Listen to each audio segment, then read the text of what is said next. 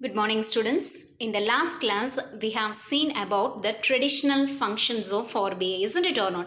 In that, we have started with the fourth function, that is controller of credit and liquidity. So, controlling the credit money in circulation and the interest rate in the country is a major function of RBI. So, RBI main function enna appdin pathina, that is controlling the credit money in circulation இருக்கிற credit money control பண்றது and also interest rate countryல interest rate control பண்றதும் main important function of RBI. So அதுக்காக அவங்க வந்து they are using two methods for measuring, okay, that is for credit control purpose, quantitative and qualitative methods.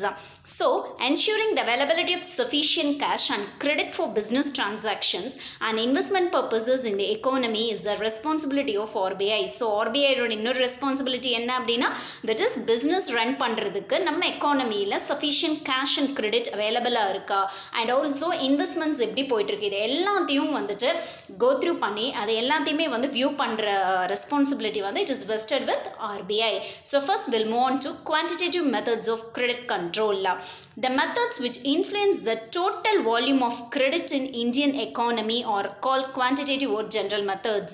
So, என்னென்ன மெத்தட்ஸ்லாம் வந்துட்டு நம்ம மெயினாக volume of credit மணி அப்படிங்கிறது என்ன அப்படின்னு சொல்லி பார்த்தோம்னா, கிரெடிட் அப்படிங்கிறது வந்துட்டு நம்ம வந்துட்டு it's an instrument, that is it is nothing but a financial instrument that cannot be paid immediately. நம்ம வந்து அதை வந்து இமீடியட்டாக நம்ம வந்து அதுக்கு கேஷ் பே பண்ண மாட்டோம். ஆஃப்டர் சம் பீரியட்ஸ் நம்ம வந்து அதுக்கு வந்து will pay the cash, that is credit money. So என்ன அப்படின்னு பார்த்தோம்னா, the methods which influence the total volume of credit in Indian economy are call quantitative or general methods. Credit base பண்ணி calculate பண்ணுற methods வந்து என்ன அப்படின்னா, it is called as quantitative or general methods. So, it increase in the first three measures la பார்த்தோம்னா என்ன அப்படின்னா, increase in the first three measures will reduce the volume of money in circulation in India. அதாவது நம்ம பார்க்க போகிற இந்த நிறைய methods இருக்குது, that is we are going to see about four methods. இதில் வந்துட்டு first three measures will reduce volume of money in circulation. அதாவது வந்து circulation of the money இனுடைய circulation நம்மளுடைய எக்கானமியில் வந்து என்ன பண்ணணும்னு சொல்கிறாங்க, it will reduce. So first we'll move on to the first method, bank rate policy. Bank rate refers to the rate at which the RBI rediscounts the bills given by the scheduled banks. Already நம்ம பார்த்தோம் rediscounting அப்படின்னா என்ன அப்படின்னா, that is discounts a note that has been already discounted இல்லையா, நம்ம last கிளாஸில் பார்த்தோம் இல்லையா, that is rediscounting. So bank rate பாலிசிஸில் வந்து பேங்க் ரேட் அப்படிங்கிறது என்னென்னா, ரேட் எந்த ரேட்டில் வந்து ஆர்பிஐ வந்து இப்போ ஷெட்யூல் பேங்க்ஸோட பில்ஸ் எல்லாம் பில்ஸ் எல்லாம் வந்து ரீடிஸ்கவுண்ட் பண்ணுறாங்களோ, that is that type of measurement is called as bank rate policy at the first quantitative type. Okay, so next one is cash reserve ratio. அதுக்கு முன்னாடி repo rate அப்படின்னு இருக்கு. repo rate அப்படின்னா என்னன்னா, is repurchase rate at which RBI repurchase the government securities and also other securities from the scheduled banks and give loans. அதாவது repurchase பண்ணுவாங்க securities scheduled banks and they will provide loans. Reverse repo rate is the rate at which the RBI borrows money. அங்க வந்து அவங்க lend பண்ணுவாங்க. இங்க வந்து என்ன ரிவர்ஸ்ல என்ன அப்படின்னா, they will, that is borrows money from commercial banks by giving back those government securities. அந்த government securities வந்து திருப்பி கொடுத்துட்டு கமர்ஷியல் பேங்க்ஸில் அதுக்கு பதிலாக இவங்க வந்து மணி பாரோ பண்ணுறது தான் ரிவர்ஸ் ரெப்போ ரேட். ஸோ என்ன அப்படின்னா, ரெப்போ ரேட் அப்படிங்கிறது repurchase rate at which RBI வந்து கவர்மெண்ட் செக்யூரிட்டியை பர்ச்சேஸ் பண்ணுறது. அதே ரிவர்ஸ் அப்படின்னா அந்த கவர்மெண்ட் செக்யூரிட்டிஸை திருப்பி கொடுத்துட்டு they will borrow money from commercial banks. So the next method is cash reserve ratio, CRR அப்படின்னா, it is the ratio of cash reserves with RBI kept by scheduled banks in proportion to the total time and demand liabilities with them. இதில் என்ன அப்படின்னா, cash reserve அப்படின்னு என்னன்னு பார்த்தீங்கன்னா, that is எவ்வளோ reserve, that is எவ்வளோ வந்து amount cash reserve வந்து ஆர்பிஐ கிட்ட வந்து ஷெட்யூல் பேங்க் வச்சுருக்காங்க அப்படின்னா, வச்சுருக்கணும் அப்படின்னா எதுக்கு ஈக்குவலண்ட்டாக அப்படின்னா, இப்போ வந்து பார்த்தோம் அப்படின்னா ஷெட்யூல் பேங்க்ஸ் வந்துட்டு இந்த பில்ஸ் இதெல்லாம் இருக்குது பார்த்தீங்களா. ஸோ இதெல்லாம் வந்து என்ன பண்ணுவாங்க, இப்போ பீப்புள் கிட்ட வந்து டெபாசிட் வாங்கிக்குவாங்க. இப்போ லைபிள் அவங்க வந்து அந்த பீப்புளுக்கு liable isn't it or not, அவங்க பீப்புள் தட் இஸ் கஸ்டமர் கேட்குறப்போ என்ன பண்ணணும், அந்த அமௌண்ட்டை வந்து they have to give to the consumer. So அந்த ப்ரொபோர்ஷனுக்கு ஈக்குவலாக எந்த அளவுக்கு வந்து ஷெட்யூல் பேங்க்ஸ் வந்து லைபிளாக இருக்காங்களோ அதே அளவுக்கு கேஷ் ரிசர்வ் வந்து அவங்க ஆர்பிஐ கிட்ட வச்சிருக்கணும். So that is cash reserve ratio CRR. Next one is statutory liquidity ratio SLR.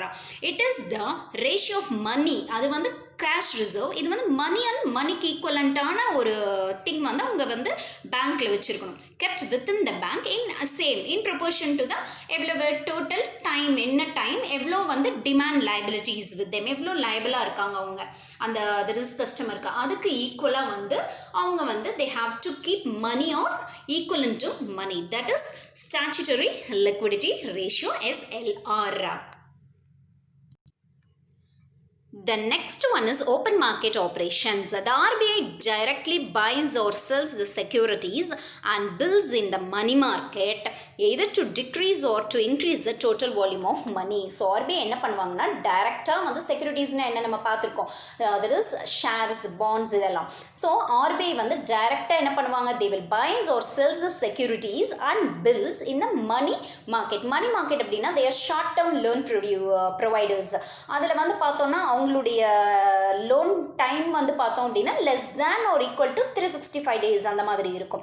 So they are called as what, money market அப்படின்னு சொல்லுவோம். ஸோ ஆர்பிஐ வந்து டைரெக்டாக வந்து அங்கே வந்து வாங்கியிருக்கலாம் செக்யூரிட்டிஸ், இல்லை வித்திருக்கலாம் செக்யூரிட்டிஸ் இந்த அண்ட் பில்ஸ் ஆல்சோ இந்த money market either to increase or decrease total volume of money எக்கானமியில் வந்து இன்க்ரீஸ் பண்ணுறதுக்காகவோ இல்லை டிக்ரீஸ் பண்ணுறதுக்காகவோ ஆர்பிஐ இந்த ஆக்டிவிட்டி பெர்ஃபார்ம் பண்ணுவாங்க.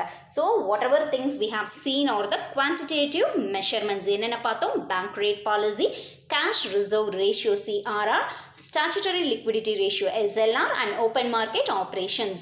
So these are all the quantitative measurements. Next we are going to see about the qualitative credit control measures. என்னென்ன அப்படின்னு பார்த்தோன்னா these methods influence the volume of money in selected particular sectors of the economy.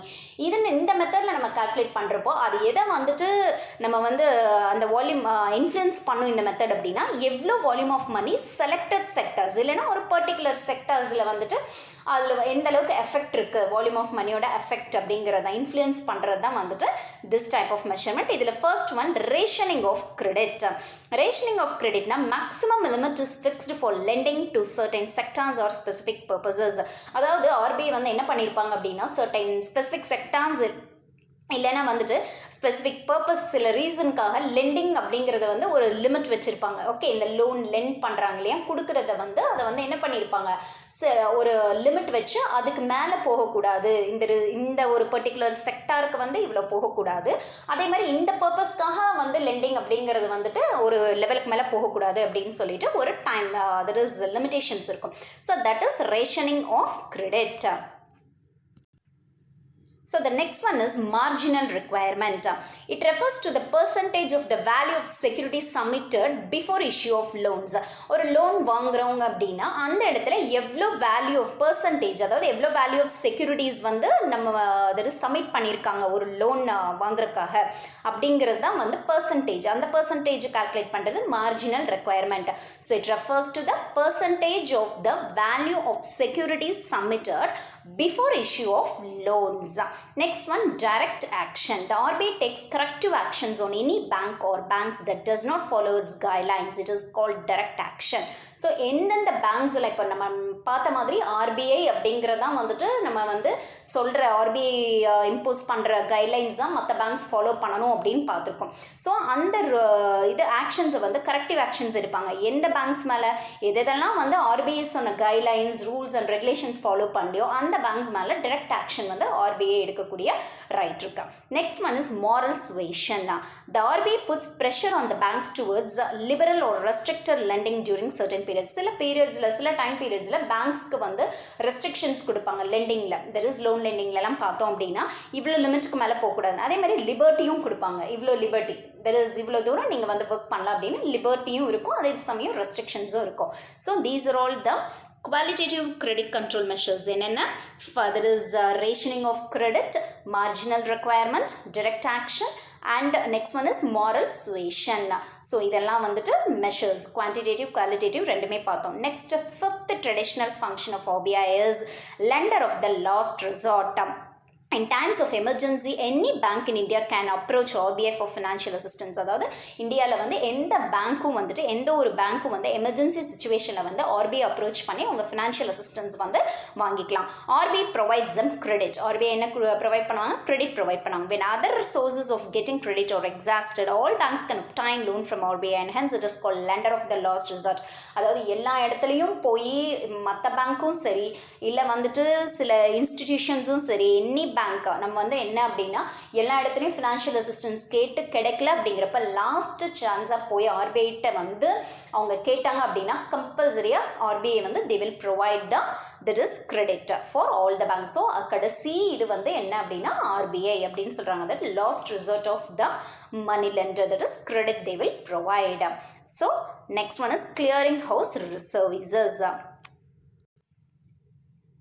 Clearing house services. RBI acts as a clearing house and maintains the clearing system for all commercial banks in India. The aggregate amount of checks presented by a bank on other banks represents a claim by that bank on other banks. இப்போ check ஒரு bank இன்னொரு bank issue பண்ணுற ஒரு கிளைம்காக தான் அந்த check போட்டிருப்பாங்க. Similar claims are made by all other banks on every other banks in the clearing. Check clearing நமக்கு தெரியும் இல்லையா? ஸோ அப்போ வந்து all other banks வந்து அந்த every other banks they will put a check for clearing. A net settlement அப்படிங்கிறது ஃபைனலாக வரும். Is arrived at the clearing ஹவுஸில் நடக்கும்.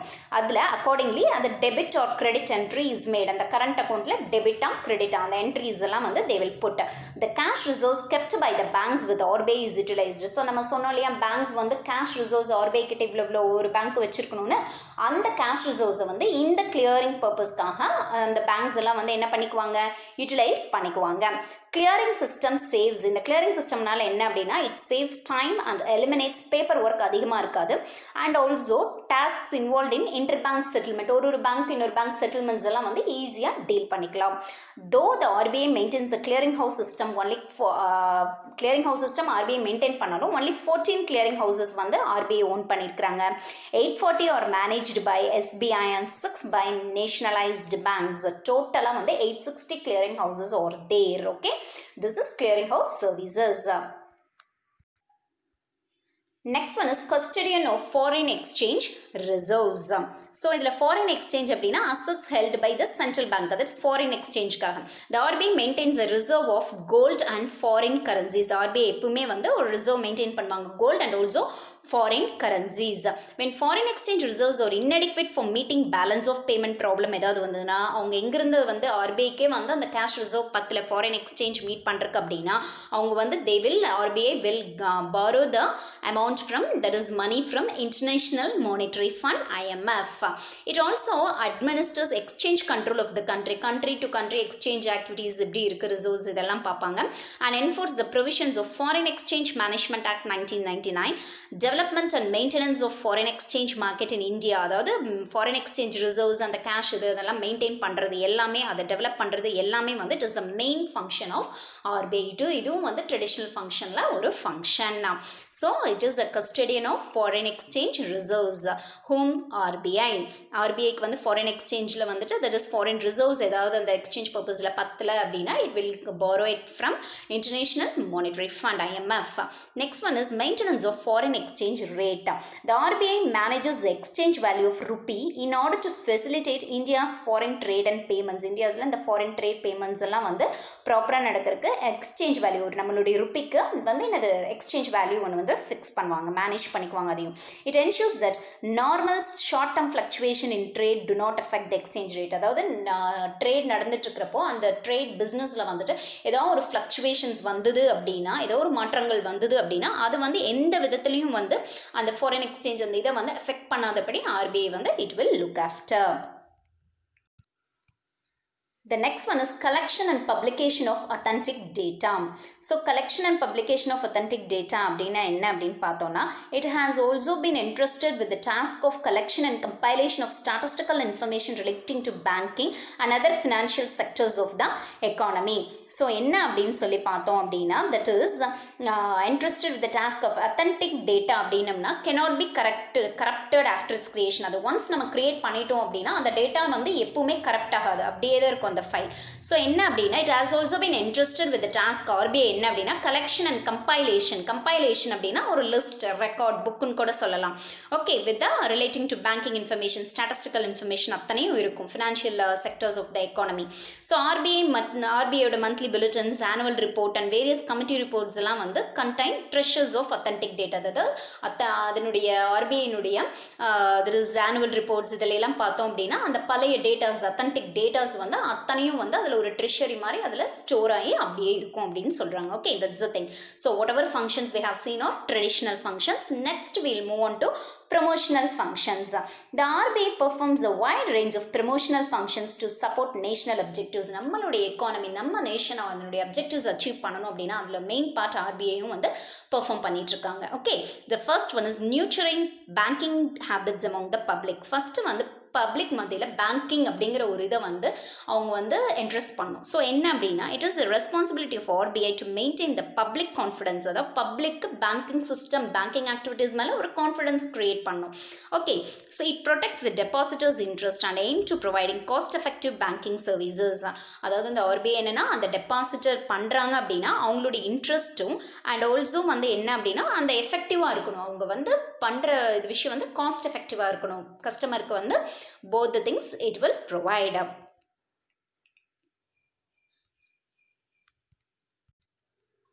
ஸோ எதுக்கு அப்படின்னா, in order to include more people to avail, எல்லா பீப்புளுக்குமே வந்து பேங்கிங் சர்வீஸ் கிடைக்கணும் அப்படிங்கிறது தான் main motive.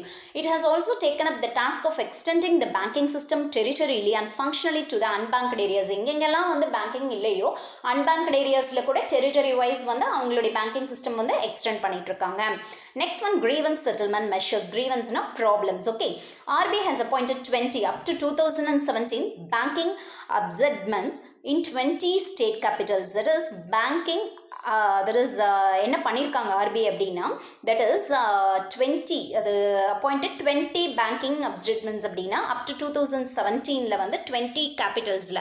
So that is banking that is ombudsman's scheme அப்படின்னா என்ன அப்படின்னு பார்த்தீங்க அப்படின்னா, தட் இஸ் அம்பட்ஸ்மென்ஸ் அப்படின்னா என்ன அப்படின்னா, the thing is and official, ஒரு பர்சன் வந்து அப்பாயிண்ட் பண்ணுவாங்க ஒஃபிஷியல். எதுக்காக அப்படின்னா இன்வெஸ்டிகேட் பண்ணுறதுக்கு, இண்டிவிஜுவல் கம்ப்ளைண்ட் அகெயின்ஸ்ட், ஏதாவது இண்டிவிஜுவலாக ஒரு கம்ப்ளைண்ட்ஸ் வருதா, இல்லை ஒரு ஆர்கனைசேஷன் மேலேயோ, இல்லை இப்போ ஆர்பிஐ எதுக்காகனா அவங்களுடைய பேங்கிங் செக்டர்ஸில் இண்டிவிஜுவலாக ஏதாவது கம்ப்ளைண்ட்ஸ் அரைஸ் ஆகிருக்கா அப்படின்னு செக் பண்ணுறதுக்காக ஒரு ஒஃபிஷியல் பர்சனை வந்து they will appoint. Okay, so it is a speedy, ரொம்ப inexpensive forum for resolution of கஸ்டமரோட ப்ராப்ளம்ஸ்க்கு வந்து சொல்யூஷன் ப்ரொவைட் பண்ணுறது. கஸ்டமரோட கம்ப்ளைண்ட்ஸ் ரிகார்டிங் சர்வீஸ், பேங்க்ஸ் வந்து என்னென்ன சர்வீஸ் ஒவ்வொரு இடத்துலையும் பேங்கிங்கோட சர்வீஸ் எப்படி போயிட்டுருக்கு, how they are rendering their services, whether it is moving on properly, இதெல்லாம் வந்து they will check it out. Okay, that's the thing, grievance settlement measures. Next, agricultural development. Agriculture industry is specified as a priority sector by RBI. So it's a priority sector. The loans of all scheduled banks should consist of a percentage of loans to priority sector. அதாவது scheduled banks provide பண்ற loansல வந்து agriculture sectorக்கும் வந்து ஒரு there is related amount போகணும் அப்படிங்கிறதும் வந்து RBIயோட one of the thing. It works in close association with NABARD to develop agriculture in India. NABARD is nothing but National Bank for Agriculture and Rural Development. So அவங்களோட it is go hand in hand in order to develop agriculture. Indiaல agricultural activitiesum நல்லா நடக்கணும் அப்படின்னு சொல்லிட்டு it is go hand in hand. Okay, the next function is promotion of small scale industries. Promotion of small scale industries. Micro, small and medium enterprises are included in the priority sector. Agriculture மாதிரி micro, small and medium enterprises involved ஆயிருக்காங்க. All scheduled banks are required to open separate branches to specialize the financing of these industries. இந்த industries எல்லாம் finance பண்றதுக்காக scheduled banks என்ன பண்ணிருக்கணும் அப்படின்னா they have to open separate branches அப்படின்னா RBI they have insisted. Okay, next one, facilitates foreign trade. The RBI has simplified the rules for credit to exporters through which they can now get long-term advance from banks. அதாவது the exporting, importing activities, foreign exchange எல்லாம் இருக்கு இல்லையா, அதுக்கும் வந்து RBI வந்துட்டு they are simplified the rules வந்து பெருசா எதுவும் கிடையாது. Okay, they have simplified the rules and now they can get advance, it is long-term advance from the banks கிட்ட இருந்து they can get. Okay, long term. Okay, அதாவது ரொம்ப நாளுக்கு கழிச்சு அவங்க அந்த ஒரு குறிப்பிட்ட நாளுக்கு அப்புறம் ரீபே பண்ண போதும் அந்த மாதிரி. Okay, supports cooperative sector. It helps cooperative banks by relaxing rules and providing indirect financing also. It provides RBI வந்து it also supports cooperative sectors.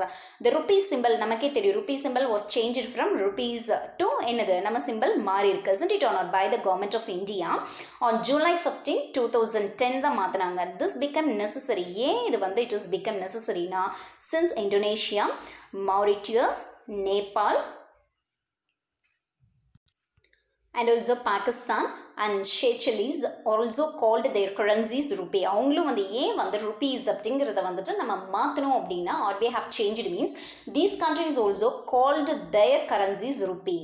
So among global currencies, Indian rupee is given the code INR. எல்லா global currencies-லையும் Indian rupees-க்கு மட்டும்தான் INR code, that is Indian rupee அப்படின்னு International Organization for Standardization they have given. Okay, so with this we are completing this lesson, that is chapter 10 service, isn't it or not? Service businesses வந்து நம்ம எல்லாமே banking sectors பார்த்தோம், RBI பார்த்தோம், அவங்களுடைய functions என்னென்ன அப்படின்னு சொல்லி பார்த்தோம். Okay, so with this we are completing our 10th chapter in unit 3. Okay.